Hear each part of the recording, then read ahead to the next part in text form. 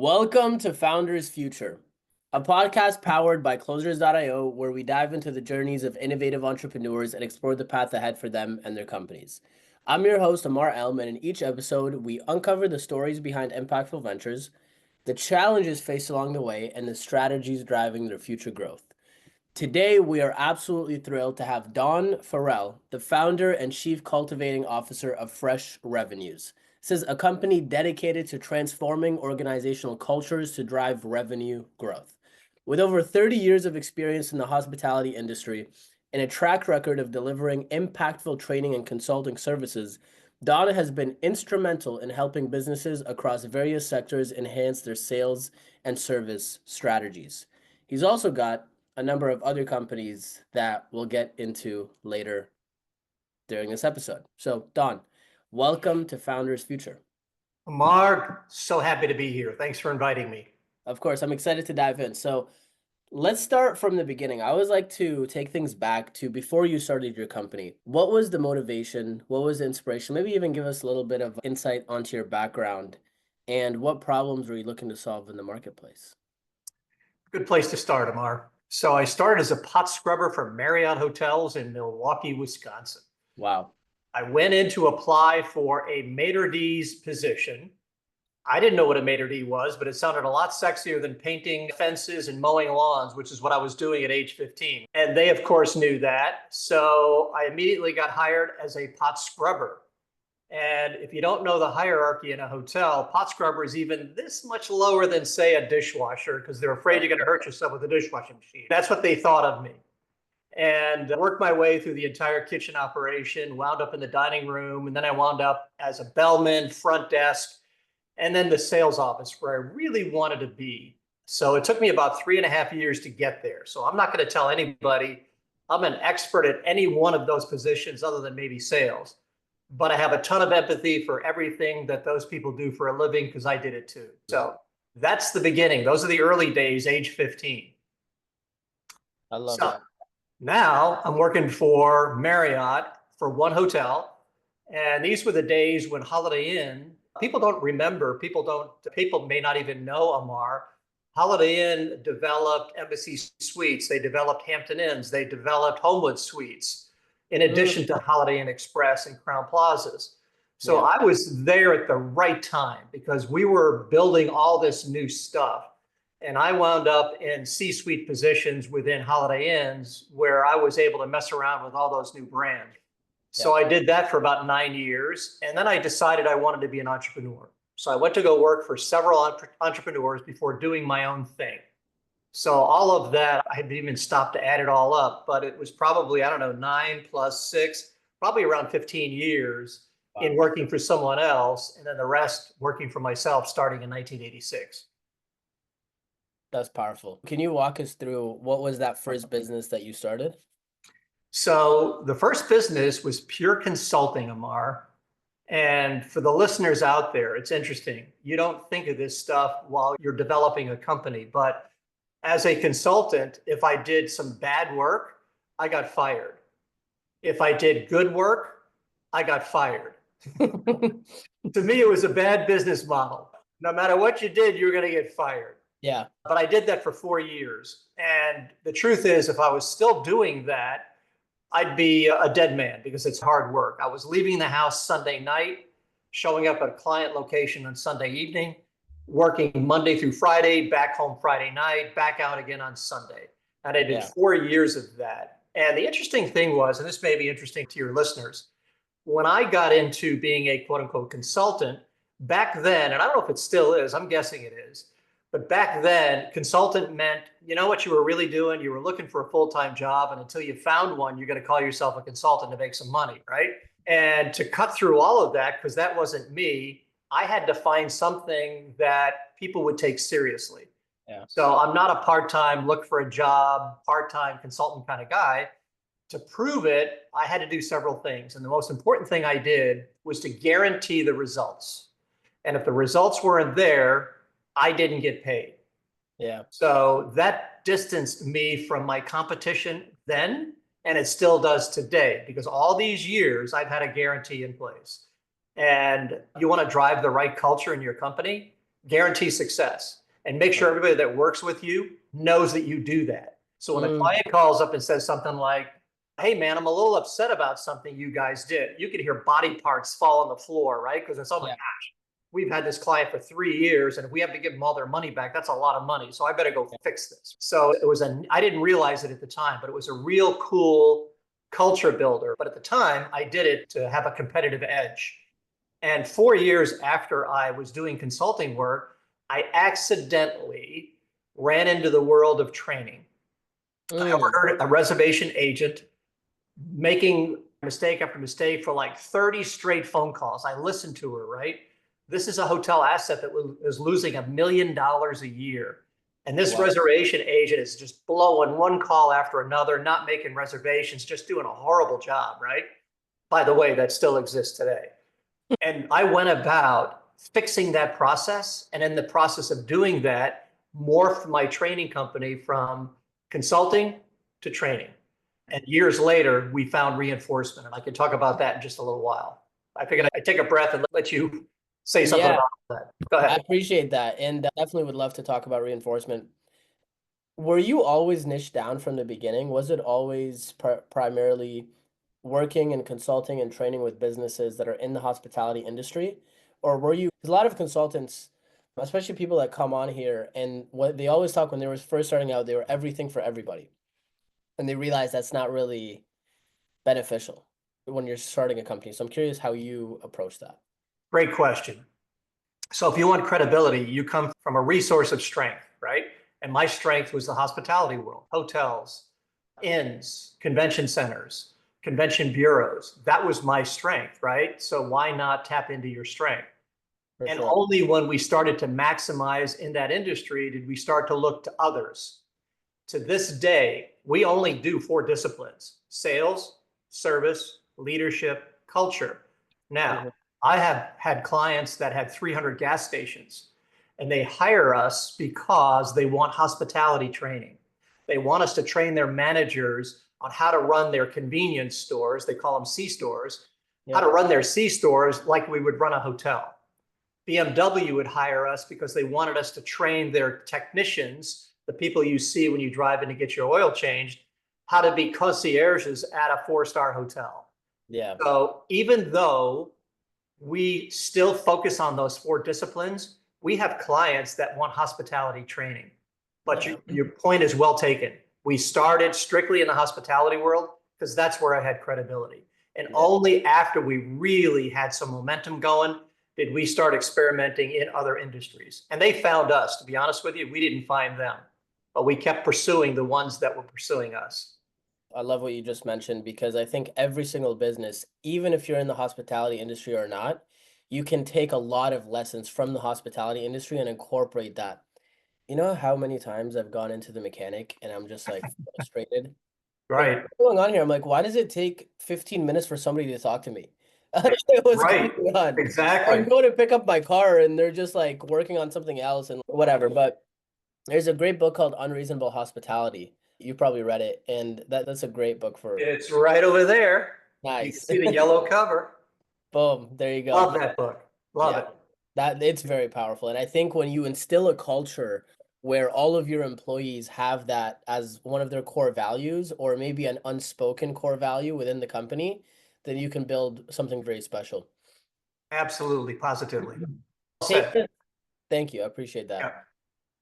So take us to today. Help us understand Fresh Revenues and help us understand what made you start that company specifically, because I believe you're 18 years old there, if I'm not mistaken. I'm a little bit older. So let's see. I leave the world of entrepreneurs, working for entrepreneurs, which was a heck of an education. Honest ones and dishonest ones. And I never worked in a world that was dishonest. So I got to see what happens when you're not honest. Things you can't learn in school. And now I'm working in the spare bedroom of the house doing pure consulting work. I'm going to say I'm 25 at that time. Okay. And now I'm becoming a training company. And all of a sudden I start to hire 1 employee, 2 employees. Eventually, Ammar, we became the largest training company in the world. We had 383 associates. We have licensees in 44 different countries buying our materials. We were training them how to train it the right way. And we had well over 10,000 clients, most of them hospitality. Amazing. And we're rocking. And 2006 comes along, and there was four things I wanted to make sure that I always did. And one of those things was to stay in close contact with our key clients. I would sit down with them often, Ammar, and I would say, tell me where your pain points are. Tell me what we're doing right. Tell me what we could do better. And in around 2006, they started telling me, we want you to bake our DNA into your training program. Now, what we had developed was a program. And let me tell you something, it worked famously. And if it didn't, we wouldn't have become the largest in the world. But people wanted customized training, DNA baked into it, their philosophy baked into it. And that's not the company I had built. So in effect, I basically built the Titanic, right? So it took me a year to figure out how to make this palatable, to sell it to my partner. And we negotiated for a year, very friendly. And at the end of a year, he bought that company, and I took people with me and started Fresh Revenues. Wow. So that is, what was that company called? I'm It sorry. was called Signature. Signature. It still exists today. It's a lot smaller, but it exists today. So you grew to over 10,000 clients, which is super, super impressive. And how long was that time period? So I started in 86 in the spare bedroom of the house. Yep. And in 2006, sold Signature. So all those years, about 21 years, if I add it up. Amazing. So 21 years, 10,000 clients, grew into one of the largest training companies, if not the largest training company for the hospitality industry. And then, so if I'm going to use my own words to make sure I truly understand what you were saying, essentially the companies that you were working with, they're like, hey, this is amazing, but we want training that is specific to us, specific to our company, that we can bake into maybe the onboarding process, the core values, the things that employees watch. Is that a correct assessment?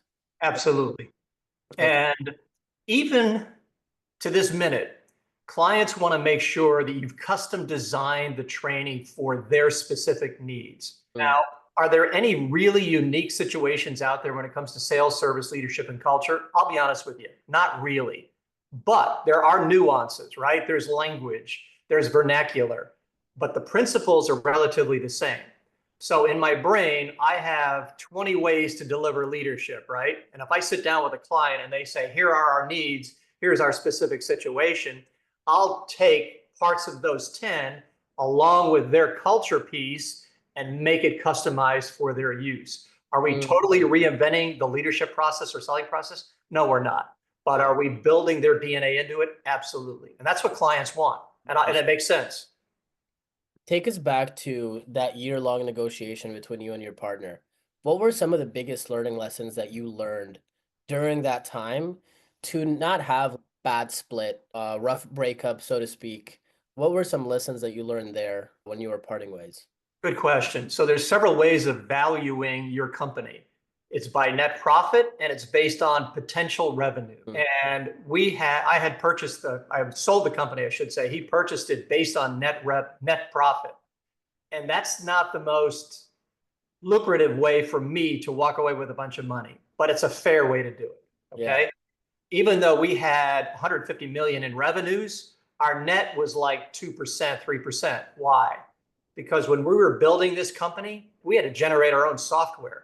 What is free today cost us $300,000 to design. Wow. So it was very expensive to develop software, but we needed the software. We had to develop it ourselves because it didn't exist. So it was very expensive to run the company back then. So our net was 2 or 3%. So you would have thought I would have walked away with, I don't know, $1 billion. That wasn't the case. I did very well. But if I were to look back on it now, I would like to have had a compromise between net profits and potential revenues. If I would have married those two together, and I wasn't smart enough at the time to do it, but if I was doing it today, that's exactly how I would do it. I hope that makes sense to the listener. Yeah, no, that makes perfect sense. I was always under the impression that it's based off of the EBITDA and then a multiple of the EBITDA. You can do it that way, or you could do it off of pure net. At 2006, it was really, everybody was selling their companies based on net. Got it. Okay. And that's right before obviously we all know what happened. It was a depression. People say it was a recession. It was a depression. You would have thought I had a crystal ball. The day I sold the company, June 1st, 2007, next year, they lost half their business. Wow. Okay. Now, I'd like to think that we would have hung on to not all of it, but a lot of it because we've been through some recessions as well. Yep. I remember sitting down, Ammar, with a client, one of our largest clients at the time. They had 180 hotels. And they said, Farrell, I hate to do this. You're the last guy I'm firing. He said, but if I don't fire you, I'm going to have to fire assistant general managers, which means the general manager is going to have to work the front desk shift to be able to make these hotels profitable. Dude, I'm sorry. I got to fire you. Yeah. And I would come back at them and say, what if we could work for free for a year? And after that year, because we're generating revenue for you. Oh, you are. I wish I could hang on to you. Let us continue driving revenues. We won't charge you for a year, but when the year is up, you're going to pay double every month because we charged him a monthly fee. Yeah. And he agreed to do that. I don't know if that company today is built like that, but those are the kinds of deals I would cut back then. Yeah. To make sure we took care of our clients and they took care of us. That's such a great, powerful lesson for the listeners to take away. When there is macroeconomic turmoil, don't be afraid to be flexible. Don't be afraid to make concessions with and negotiate to a certain extent. Business running. It's not black or white sometimes, dude. It's gray. And there's different shades of gray. So whatever works for you and them, you got to show loyalty, man. Too many times, I'm starting to preach here, buddy, so make sure I don't get too carried away. Too many times, people listening are trying to drive satisfaction. What does that mean? They're trying to make their client happy. I want them more than happy. I want them loyal. What does that mean? That means the client is getting things they didn't know they were going to get. We call them plus ones, plus two, plus three, plus five, but at least one thing they didn't expect in a good way, and they didn't have to pay for it. And so many times, Ammar, these things don't cost us extra money. It costs effort, it costs time, it costs a lot of things, but in some cases, it doesn't cost you more money. So we need to be striving for loyalty, not satisfaction. And when your client is loyal to you, three things happen, Ammar. One, they will never leave you. Two, they will tell their friends and family. You and I don't have enough money to advertise to all the people we want to advertise. This is the best form of advertisement. We know that, word of mouth. And number three, you and I and every listener listening to this thing right now is going to make a mistake someday. And when they do, the client's going to be a lot more forgiving. Why? Because they're loyal to you. They trust you. They know you have their best interests at heart. Sure, you want to make money, but you have their best interests at heart. And you will compromise and you will do what it takes to make sure they're happy. Okay? Love that. I love that so much. I had to write that down. Okay, cool. That's what this is about, right? Yeah, there you go. So take us to today. I know you briefly touched upon it with the sales, service, leadership, culture component and the customized training, but help the listeners understand for somebody who hasn't done any research, what is your company, Fresh Revenues, today? What is the core ICP? Who do you love to work with? And then what are the different offers and services that you guys provide? It's very simple for us. I want to work with people that truly care about their consumers and truly care about their associates. I don't care if you're selling computer parts. Yeah. I don't care if you're selling hotel rooms. If you care about your consumer and you truly care about your associates, I want to work with you. Not lip service, genuine care. It's that simple. And oh, by the way, you want to make more money? We can help you do that. So if I'm riding down an elevator and somebody says to me, what do you do for a living? I help our clients make money. And of course, the next question is, how do you do that? We do it three ways, Ammar. One, I speak to audiences. Now, before COVID, it was a lot of speaking, right? And then people would rush the stage and say, I want you to do this for my company. And that's how we found business. What a great life I had. They paid you to speak and then they paid you to find clients. How cool is that? During COVID, there was none of that. And since COVID, that's really limited. Public speaking is still out there, but not like it was before COVID. It's picking up, but it's not like it used to be. Number two, we'll of course train. Three, reinforce, and we'll talk about that in a second. And four, we will do consulting work with clients. So we work with them four different ways. Okay, so the ideal client is one that says, I truly care about my people, and I understand, Farrell, that unless I do reinforcement, the training's probably not going to work. And they're exactly right. That's who I want to work with. Have you found any challenges with scaling this company as opposed to Signature because it's customized depending on the client? Yeah, I have no interest in being the largest company in the world anymore. My interest is being the very best. Now, at Mm, Signature, we were really good. Client, we were an icon, especially in the hospitality world. When you said Signature, even if they never hired us, they heard of us and they were like, oh man, I heard good things about you. I'd be at marketplaces, Ammar, and there'd be somebody walking through the aisle with thousands of people, right? Different conferences, association shows, whatever. And they would stop their buddy and say, oh, Charlie, these are the guys I told you about. These guys at Signature, oh man, they're the greatest. So needless to say, I come out from behind the booth, I shake their hand, I say, who are you? He said, I've never used you, but man, I love you guys. And you're like, how do you love us if you don't even know us? He said, oh, I know you. In fact, I applied to be a trainer. You guys didn't hire me, but you called me back and you told me what I had to do to become a trainer with you guys. So you took the time to tell everything we did was for the right reasons, right? yeah. I forgot the initial question, but that Uh, was what happened then, yeah. right? And now today, the goal is to be the best and do that kind of a thing with everything we do. So Yeah. my goal isn't to be the biggest, it's to be the best. And we'll grow as big as I think we can and still be the best. Here's an example. In the final days, what told me that it just wasn't clients that said I wanted my DNA baked into the training, it was another thing. We had a company meeting in November and December. And I remember sitting down at a table of people that I didn't really work with every day. And when I sat down, they were all nervous, Ammar. You could tell they were nervous. That's my fault. That's not their fault. To make people nervous because they don't really know who you are. They know you're the owner, but they don't know you well enough where they're not going to be nervous. That's on me. But you get so big where you become distanced from people like that. And I was going around the table and I'm saying, I know I've met, I'm sorry I don't remember your names. Is it Shelby? And she'd say, it's close, it's Mary.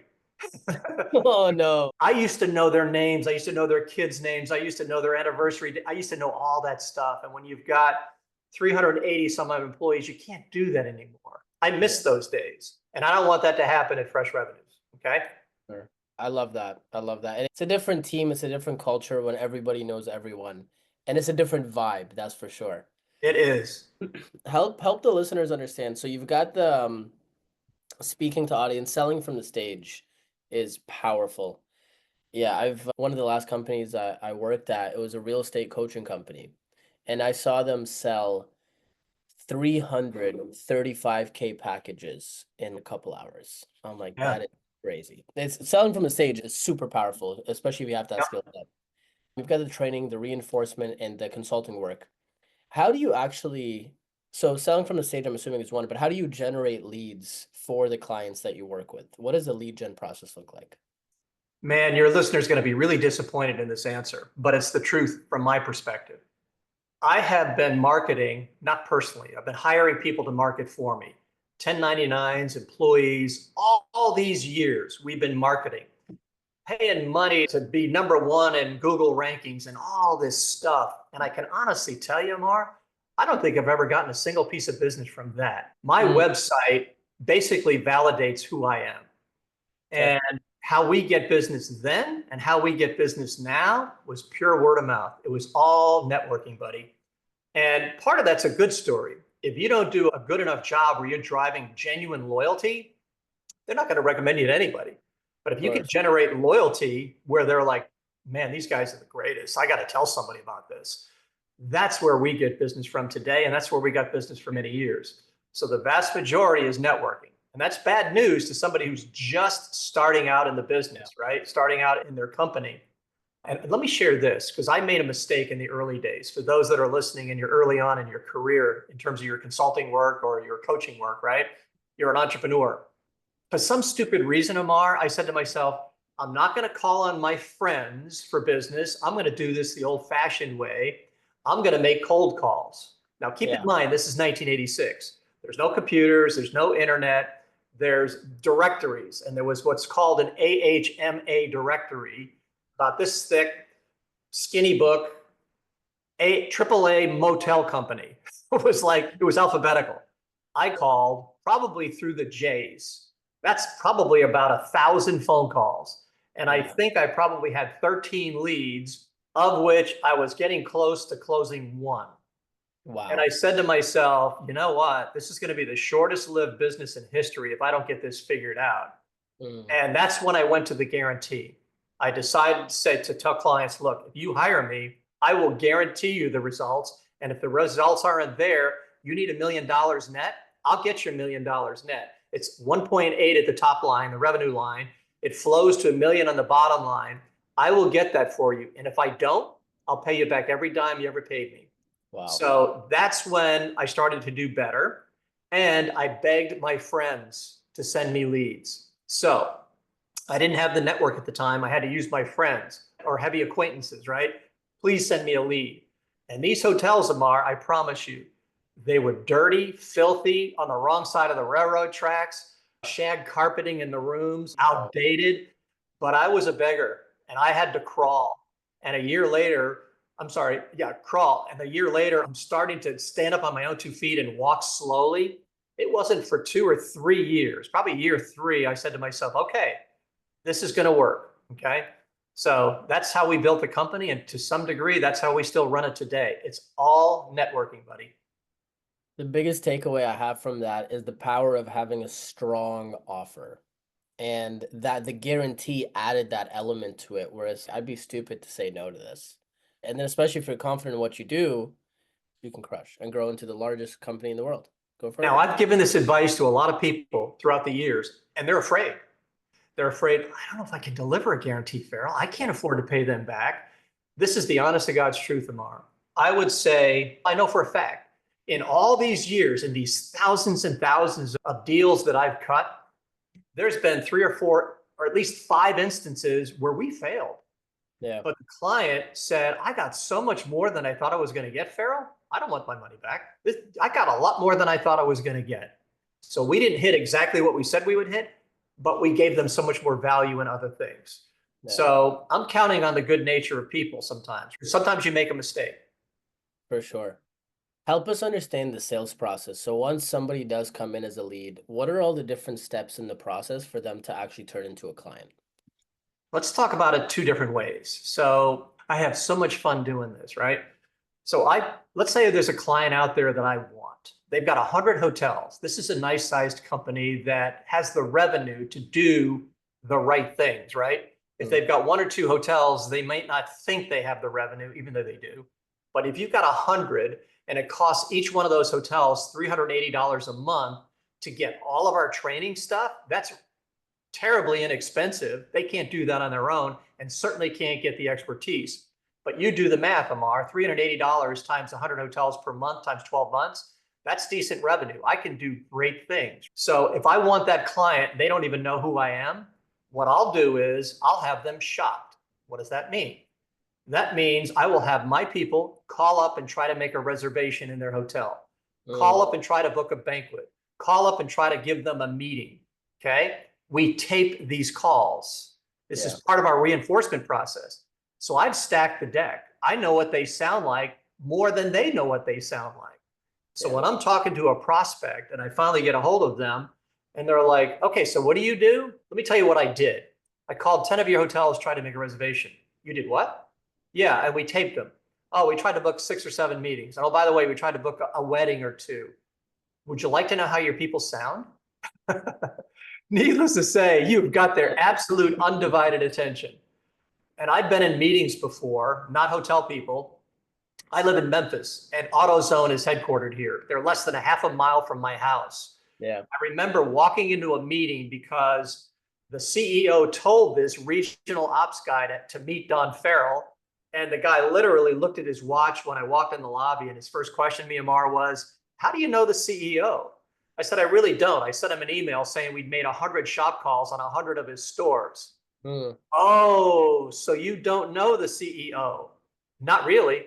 Oh, Don, we got to be done with this meeting in 15 minutes. Yeah. I knew I'd make it a huge mistake. Ammar, we go Yeah. to a room off the lobby. It's a clear glass private room. We were in there for 2.5 hours.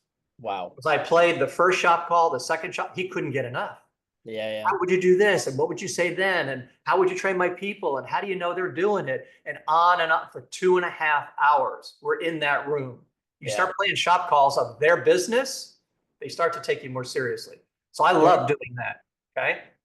Now, let's just say it's somebody that knows who I am and they initiate the conversation. We will close 99% of those people because they've heard from somebody, you should talk to these guys. Yeah. And I'll make shop calls on them. They know we're doing it. I will show up again a week later and I'll say, let's play your calls. Let's do an autopsy. I'll give you a ton of free advice. If you don't want to use us and try to do this on your own, good luck, but you have that right to do that. So we make it so easy for them to see that we are A, absolute experts at doing this. We've been doing it so long that we know what we're doing. And B, they can't afford to do this on their own. Okay. Yeah. So it's cost effective. And here's the biggest one, buddy, ROI. And sadly, there's people listening to this right now. They don't know what ROI means. It stands for return on investment. So you're always pointing to ROI because if a client says to you or a prospect says to you, geez, I know you're only charging $12,000 on the front end and $383 a month, but I didn't budget for any of that. Well, you know what? You probably didn't budget for $1 million increase in your revenue either. And that's what I'm telling you, you're going to get. So you're always looking at the ROI, my friend, always. I love that. And you're leading with value, with shopping it around and showing them those calls. I'm giving them free advice. You want to take this and run with this on your own? You have that prerogative. And I have nothing to hide. 100%. And you're also taking like a sniper approach. I want to work with this specific company, with these specific hotels and these specific franchises. I love that. Yeah. There's people finding us and there's people I want to find. So it's a combination of both. Yeah, I like that. And it's so interesting how after decades in business, you're still doing this yourself. I've got 10 people, but I'm the guy that's doing most of the selling. So I've got a COO who runs the day-to-day operation. We've got people in charge of the shoppers. I've got people in charge of scoring the calls. So we got logistics people all over the place, but I'm the main sales guy and I'm the main training guy. But as we grow, I will be hiring more and we're about to grow. Got it. I love it. And it sounds like, what's the word? It sounds like you actually genuinely enjoy it. Oh, I love this. If I didn't love this, I'd go do something else. There's a lot of ways to make money, Ammar. 100%. And the greatest kick in the pants is when you're sitting in a live training event, which is the best way to, we have to talk about that if we have time. The best way to deliver sales, service, leadership, and culture is face-to-face initially, right? If you want to do web-based training and stuff like that's fine. But do the face-to-face where you can look in their eyes and see if they're getting it, right? Develop trust with these employees because we're going to have an ongoing relationship, right? So you have to develop trust with that line associate. You have to know that your interest, their interest, I've got it right here in my heart. I want you to succeed. I want you to learn skills you'll use for the rest of your life. You'll be a better parent. You'll be a better spouse. You'll be a better employee. You'll be a better entrepreneur. Make mistakes working for this employer who's sitting right over there hearing me say this. Make mistakes getting better and use this for the rest of your life. Nobody talks to employees like this. $10, $12, $13 an hour employees, nobody talks to them like this. I do, okay?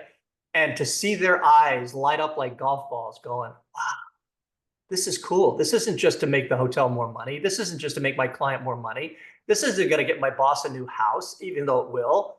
This is to help me. I love this. So I love that. So when you're working with clients, you're doing these live.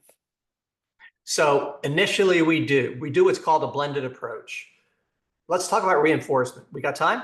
Yeah, go for it. If somebody out there is doing training and it's not being reinforced, 99% of you are going to fail miserably. Okay? Why? Turnover. Why? Focus on other stuff. Why? Don't have time to follow up. There's two big reasons why training fails, Ammar. Number one, if the facilitator fails to get the hearts of the individuals that are sitting in that class. If these customer-facing individuals are $14, $13, $12 an hour employees, you better get their hearts. If they're making $250,000 a year, you better get their hearts because I'm asking them to change their lives, right? Change their skill sets to be better. You better get their hearts. And that's relatively easy. And most facilitators are pretty good at that. I think we're better because we really tap into their personal goals, not just their professional goals. But the biggest factor is the reinforcement piece. You've got to keep the training accountable, measured, tied to the ROI metrics, tied to an incentive if you can, coached, ready for turnover. All this stuff is called reinforcement. And if you don't have it in place before you do the training, you will fail. Okay? You will fail.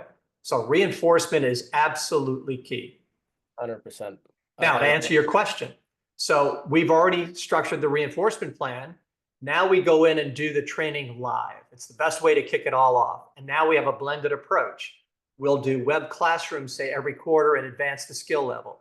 We're shopping them, so there's a score sheet that comes out every month, and we're scoring the calls based on the skills we taught them, tying it to an incentive.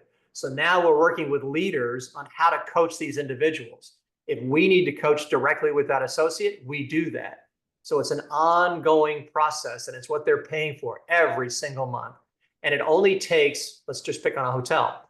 It only takes a couple of reservations a month to pay for us. So anything more than that is just pure gravy.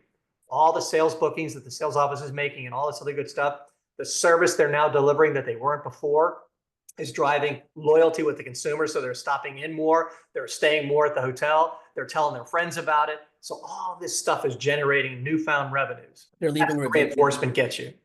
100%. I love that so much. And better culture, more retention. People like working more. So many pros.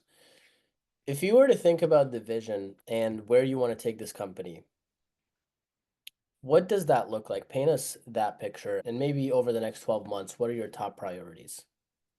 I want to book some more large clients. We have in the pipeline right now about a dozen really large clients, million-plus clients. And I want to at least bring half of them home over the course of the next year. And I want to bring more people to the table that have the same spirit I do, the same kind of drive to help these individuals get better. Okay. So I would like to see us double in size in terms of employee count.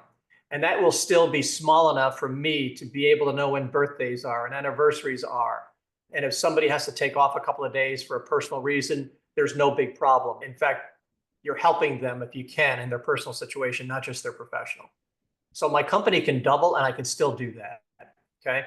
So that's what I look for here in the next 12 months. Now, I've got two other business ventures I told you about that we're not going to get into on this call, but I've got my eye on that as well. So it's not just growing this, it's growing two other adventures that I'm involved in. I love that. What do you feel like the biggest challenge that you're facing right now in fresh revenues is? A couple of big challenges. Companies think they can hire a director of training, VP of training. They think they can accomplish the same kinds of things that we do. And they can't, because we are laser focused on four things. That's it. But these are things that will drive that culture meter, that will drive that revenue meter farther and faster than anything any VP of training can deliver. Now, I feel for that VP of training because we need training for eye wash station training, because if somebody accidentally puts something in their eye in the kitchen at a hotel, we need to understand how to use the eye wash station. So we need training on that. We need training on CPR. We need training on how to fill out paperwork. All this training stuff. And as a result, the stuff that really drives the revenue is given this much attention because they've got this much stuff to do. Yeah. So companies think their own training department can deliver what we can deliver, and it can't. Number two, there are smaller companies out there that think they can't afford people like us. They're like, okay, I'm paying all these brands, Hilton, Marriott, Holiday Inn, or whatever the brand is. I'm paying those guys to deliver training. They are, and most of the training is online training. And I'm here to tell you, the vast majority of online training is a joke. The employee knows it's a joke. They take it with a grain of salt. They learn very little from it. None of it's reinforced whatsoever. I'm not going to name names, but I'm talking to corporate people at all these mega corporations. They know their training doesn't work, and they know what's missing is reinforcement. And they're trying to get me at the table with their leaders of their brands to hire us to do all of their assets. And that's a hard, long process. It was a lot faster before COVID. It's a lot harder now, okay? So I've got two competitors. One, thinking they can do it on their own, and two, they think the brand can do it for them, and they can't. Those are my biggest competitors. Do you intentionally put out any messaging, any sort of marketing, maybe not paid marketing, but just thought leadership style that addresses that head on? I do. And you know what's fascinating to me? I never hear from the brands because I'm critical. I'm Yeah. like, brands, you're doing such a horrible job. A reservation comes into the front desk of a hotel and they're sending the call on to your CRS, your central reservation service. And your central reservation service is deplorable. I'm on hold for 2 minutes and 10 seconds before I finally get a human being. And while I'm on hold, there's a recording that says, hey, look, why don't you text us your request 3 Yeah. times? If I'm a consumer that calls you, I want to talk to somebody. I don't want to talk to a machine. And the brands are trying to convince the operators that, look, nobody makes a reservation over the phone anymore. And that's a lie. 50%, 50% of the consumers that are online right now looking at a reservation are calling a hotel because they think they can get a better rate. And here's what's really sad. They can, and they shouldn't be able to, but they do. That's why they call a hotel and other reasons. So let's go back to marketplaces. I will attend marketplaces for brands. Do you think any of those C-suite people, do you think any of even the lieutenants and the colonels within those organizations actually sit in their breakout sessions, people teaching all kinds of skills? Do you think they actually sit in those? They don't. And the reason they don't, and I'm going to call a spade here, is because they're afraid to run into a franchisee who's going to bust their chops about something. Hey, man, come here. I have a hotel in Poughkeepsie, New York, and you guys are doing a terrible job. I'm not getting any business from you. They don't want that. So they don't show up at these learning events. As a result, they pretend things are going great and they're not. Okay. So yes, I do put out stuff. I call it a spade, and nobody from the corporate world calls me and says, hey, let's talk about that. Either you're wrong, and I'll tell you why you're wrong, or we're going to sue you, or you're right, and I wish we could fix it. One of those is the answer, right? But I don't even get the call. So I like that. Let's help the listeners understand. I know we're gonna record something else that will dive much deeper into this, but I would love to unpack your two adventurous ventures that you're going upon right now. Help us understand those two, what the mission is, and then I got a couple more questions and then we can wrap. you got it. So the two other ventures are, number one, it's an app that connects travelers with other travelers based on their passions. So if Ammar, you're crazy about pickleball, you're crazy about anything, a sport, a collectible, a hobby, whatever it is, and you're traveling for business or even leisure, you can connect with others that share your same passion and connect with them wherever you are. So not only does it connect you with the hotel you're staying at, it connects you with retail providers. Because if you're into pickleball, Dick's Sporting Goods, you've given them permission to push messaging when you land at your destination that, hey, Ammar, we've got rackets on sale. So you've got retail that can tie into this. You've got airline seats. How would you like to sit next to somebody on the next flight that also loves pickleball? That's wild. That would be So super cool. that's what this app can do. And we're at the point now where we are trying to get in front of the different hotel brands to get them convinced that if you're truly sincere about the guest experience, it doesn't get any more passionate than their interests, what's important to them, and connecting with others like them. Yers and Zers are more interested in the experience than they are loyalty points or even the hotel brand. They're more interested in connecting with like individuals. So that's one adventure. Very cool. Two is an app. I live in Memphis, Tennessee, and like many cities like Memphis in America and elsewhere, we've got a lot of homeless. We've got people on the cusp of being homeless. We've got people going hungry every night. We've got an app that helps those people. And there's 53 different disciplines built in there. Everything from diapers to mental care to housing to you name it is built into the app to help these people and to help the NFPs, the not-for-profits, gain volunteers and gain revenues from people who want to contribute. So I've got two apps that we're developing. I love that. What does that process look like in terms of developing an app? How long have you been working on this?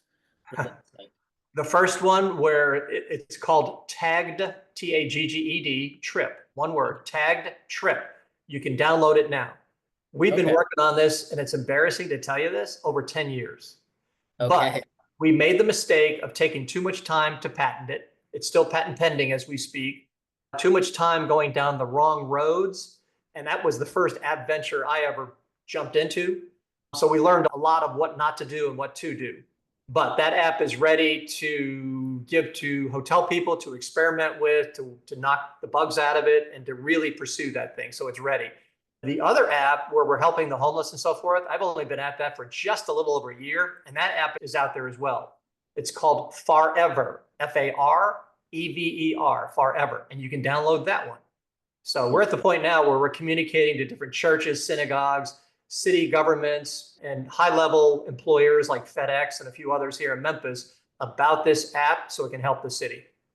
Yeah, I love that. And were these two passion projects or? Yeah, the first one wasn't my idea. The first one was a trainer of mine that had called me up and said, "What do you think of this idea?" And I said, "That's a home run, George." So that was his idea. The Farever app was my idea because at my church, we have a lot of homeless people that come to Mass. It's a Catholic church. And I wanted some resources to be able to help these guys. Yeah. This has been, I can talk to you for another couple hours easily. Easily, but I know we both got to go. So let's go into a closing lightning round. Okay. What's one tool or resource that's been a game changer for you at your company? I will offer advice. I didn't stumble on this. Luckily, I had this from day one. You're the leader of your company and you're one person or you're two or three people. Okay, so you're relatively small. Never, ever take your eye off the revenue ball. I don't care how big you become. I have 383 associates. The number one concern I had was driving revenues because that's what fuels your engine. I purposely did not locate where my company was located. It was in Columbus, Ohio. I lived in Memphis. Why? Because I didn't want to be inundated with the day-to-day stuff that would slow me down in terms of driving those revenues. So don't ever take your eye off that ball. The second ball is culture. Make sure the culture is exactly the way you want it. I didn't think, Ammar, I could manage the culture of a company if I wasn't living there. But I think I did a better job not living there because I would be in Columbus, let's say 1 week out of every month. And I could see culture shifts. I could see differences. I don't know if I would have saw it if I was there every day, but visiting 1 week out of every month, I could see the difference. I could feel the difference, okay? So culture and revenue generation, don't ever delegate those two things. And if you do, make sure you're driving the driver who's responsible for that. But hopefully you don't even delegate it, okay? You got a lot of responsibility, but there's nothing more important than those two things. I love that. What's one tip you would give to people that really want to instill a great culture in their organizations, but they're maybe having challenges around doing so? What's something you would tell them to do? I tell them to write this down. Ready? Care more, period. Yeah. Do more, period. Communicate more, period. What does care look like? Here's what care looks like. Let's say you have 5 employees. Direct people reporting to you. Whoever your direct reports are, you do this every single month. You sit down with them at the end of the month in an informal session, half an hour, okay? Every month you do this. And the first month you do it, in fact, you do this on the interview. You say, Ammar, what do you want to be when you grow up? And Ammar says, I want to be a fireman. Really? You're working at this company, the farthest thing from being a fireman, but what you want to be is a fireman. Yes, sir, I want to be a fireman. So what turns you on about being a fireman, Ammar? I love this, and that's why I'm excited about it. All right, Ammar, this is the interview, by the way. I'm committed to helping you be a fireman, and I'm going to help you with skills you need, not just to be a fireman, but an elite fireman. What kind of skills do you think you need, Ammar, to be elite fireman? I don't know. I have to learn how to work ladders to get up to the fire. I can't show you that at your desk in my company. Give me something else. I need to learn how to work fire hoses. Can't show you that at this business either. I don't know what to tell you, Don Farrell. Here's an idea. I've never been a fireman before, Ammar, but you're working in the most difficult of situations. You show up to a fire and there's a family of 5 standing out on the street watching their house ablaze. There's pets inside. There's wedding albums in there that are not reduced electronically. So if they're burned up, they're gone forever. We're talking about an emotional situation, right? And these people they're fried, man. They're stressed out. So what if you had a skill where you could show them how to calm down, focus, not freak out? What if you had that skill? How valuable would that be as a fireman? Well, I guess that would be valuable. I can teach you that skill at this job. I'm committed to helping you if you're committed to helping me. And Wow. every single month, you're sitting down with this person and you're telling them what they can do to be better at their current job. And then you're asking them, in the last 30 days, Ammar, what have you done to be a fireman? Oh, Don, I'm kind of Wow. busy. I'm at school. I'm doing this. I'm doing that. I haven't done anything, but I will. No, listen, I'm not, I don't want you to leave, man. I love you. And don't feel bad. It's the time of your life where you're not able to dedicate enough time to that. But I did something for you. And Ammar says, what did you do for me? I made a call to the local fire station and I just took a shot at it. And I talked to a guy by the name of Gus. By the way, Ammar, this really happened. And this is a real Wow. guy. This is a real guy. Wow. And I called up Gus. I didn't know it was Gus. Gus answers the phone. He sounds very old. And I said, good. Somebody who old would be more inclined to helping somebody, I think. Hey, Gus, I got this guy working in my business. He wants to be a fireman. Would you be willing to sit down and have a cup of coffee? Of course I would. So now you give this to your employee that says, go have coffee with Gus. Have coffee on me. Have it in the hotel, in the lobby. Have it on us. And every single month, you're meeting with these people and you're helping them be the people they want to be. Wow. Not just what you want them to be, what they want to be. That's caring more. Now, somebody's going to come along and offer that employee 25 cents, 50 cents more an hour, and you're losing employees for 25 cents more an hour. Shame on you. Be the place that nobody can replicate. Nobody's going to care more than you. Nobody's willing to do more than you. That's your culture. That's who you are. Wow. That is so powerful. That is, as I was bought into the story as you were painting that future, and I'm like, I was thinking about the family and the fire and everything. Yeah, That is very powerful, man. And I love that so much. When you truly want the best for your people, they will show up as their best self and they will truly absolutely. give their best to the organization. And they're more bought in. Yeah, I love that so much. I think How that's many employees show up and it's, I'm here to get the owner a new house. I'm here to get my boss a new car. Isn't that exciting? So no. Sure. what's in it for me, man? With them. So let's show them what's in it for them. And you can't get any better than worried about their future. And there's so many people today, ever since COVID, it's worse. Ammar, there's so many people. I'm going to say literally 8 out of 10, 14, 12, $13 an hour employee, customer facing, don't know what they want to be when they grow up. And that's okay. We're not here to decide for them, but they're going to figure it out someday. And they're going to hear you say communication skills. You're going to be able to multitask. I'm going to teach you how to deal with 4 different personalities and really flip those people so that they do exactly what you want them to do. That gives you leadership skills. Heck, that's going to help you with your kids, right? So you're going to learn skills and you're going to figure it out someday. Whatever it is you're going to do, you're going to have some skills to go into that. Yeah, When there's you so do many. that, you really serve them, they would die for you. They'd go through walls for you.